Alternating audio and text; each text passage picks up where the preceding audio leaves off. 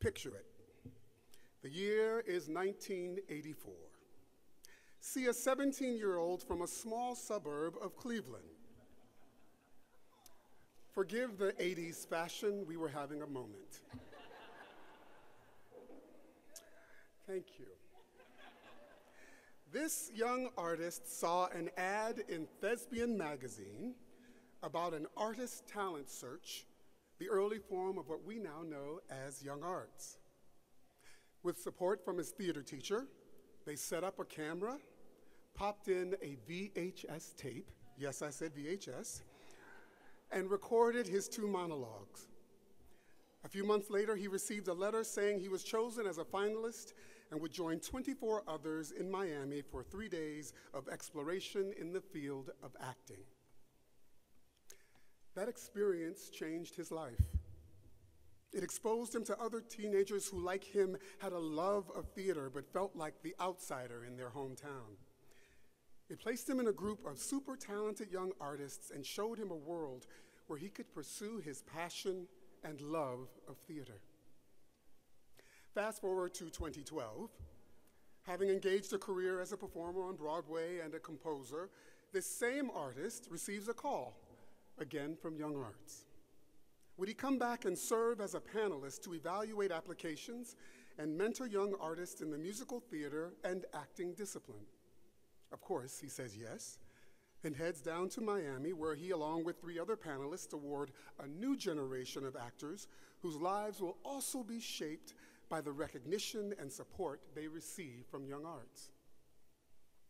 During National Young Arts Week that year, he watched as these young artists' lives were changed. At the end of the week, the panelists get together and we spend time with each of the finalists individually to see where they're thinking of applying for colleges, to see how we can continue to be a support system for them as they move forward. And one of our finalists came into the room, and when we asked her where she was going to apply to school, she said, "I'm not going to school. Where I come from, people don't go to college." Well, one of the panelists got on the phone to a colleague at a musical theater program on the East Coast, got her an audition, and she was accepted and received a full 4-year scholarship and has gone on to perform nationally, internationally, and on Broadway. Her life, like that 17-year-old with the big hair, and so many others, was changed by Young Arts. Now, this would turn into 8 years of serving first as a Young Arts panelist and then chair of the panel for musical theater and acting. During this time as a Young Arts alumnus, this young man received a $2,000 grant to work on an original show he was composing. The funds allowed him to create a concept album of shows from a musical called The Light.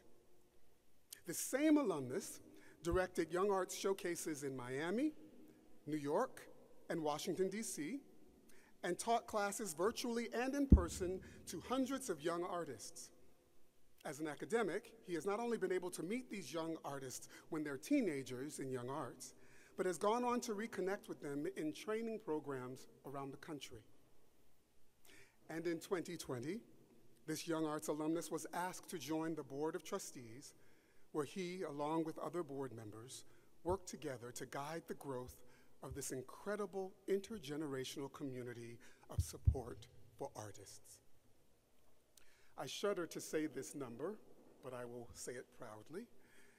This has been a 40-year relationship of support, investment, and amplification. In case you didn't recognize, I am that 17-year-old kid. I am an example of what Young Arts can do for artists lifelong. Young Arts was a gift to a 17-year-old kid at a crucial moment when he was trying to figure out if this thing that made his heart beat was actually something that he could pursue. And it is a gift every time I get to pay it forward in service to today's young artists and to this amazing organization. Mine is just one of so many stories like this, where Young Arts has truly been there for artists for life.